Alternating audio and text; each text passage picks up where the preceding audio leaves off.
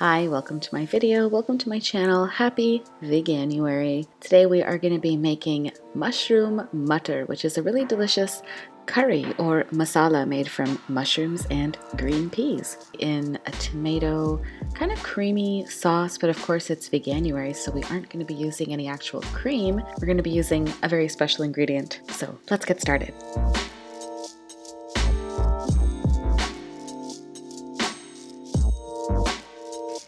We're going to start off by adding some vegetable oil to a hot wok or skillet, working on medium-high heat here.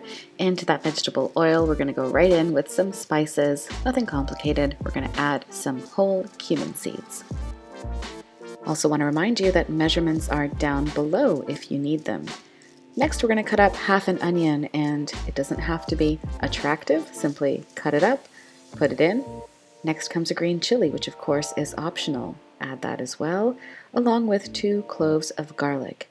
Giving everything a rough chop is going to be just fine. Next comes a nub of ginger. Because we're going to be blending this up anyway, we're going to be making the gravy. And while those ingredients are cooking down a little bit, we're going to prep our mushrooms. I'm cutting my mushrooms into quarters because I like big chunks, but if you have a smaller mushroom, just cut it in half. For the base of my gravy, I'm using canned tomato puree along with half of a fresh tomato that I had left over from something else. I'm just giving it a rough chop. I do recommend that you use your cutting board. I'm just cutting it in my hand because I know this knife really well and it's not very sharp, but definitely use your cutting board. Safety first. Also going to add a couple of spices, so haldi and dhaniya, and I'm going to season with a little bit of salt. Make sure everything is coming along nicely, nothing's getting stuck. If it looks like it is, add a splash of water. Next comes our special ingredient, the raw cashews. When we blend this up, those cashews are going to give a really creamy texture to our gravy. And you want to let this cook on low heat for 5 to 7 minutes before allowing it to cool and blending it to a smooth paste. And then just set that paste aside for a little bit. We have some more work to do. And I'm using the same pan. I'm not even going to bother to rinse it out. I'm not going to add any more oil either, just a splash of water. Bring that cooktop up to a medium and add the mattar. I'm using frozen peas, which is perfectly fine. It just means that I have to let them steam for about 5 minutes. And 5 minutes later, they're on their way to tender. They're not quite there yet, but that's okay.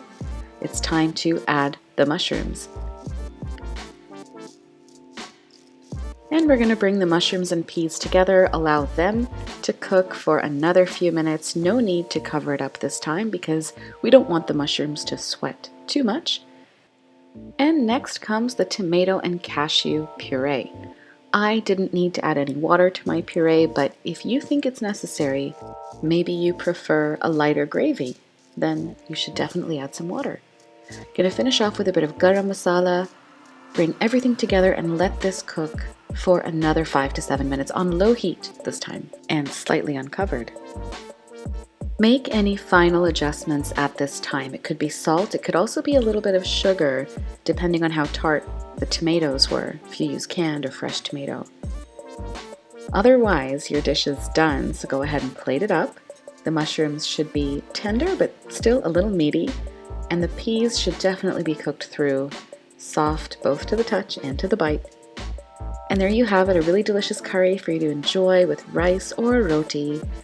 Thanks for spending time with me. Hope you enjoyed this one. Like it, subscribe. I'll see you soon. Bye for now.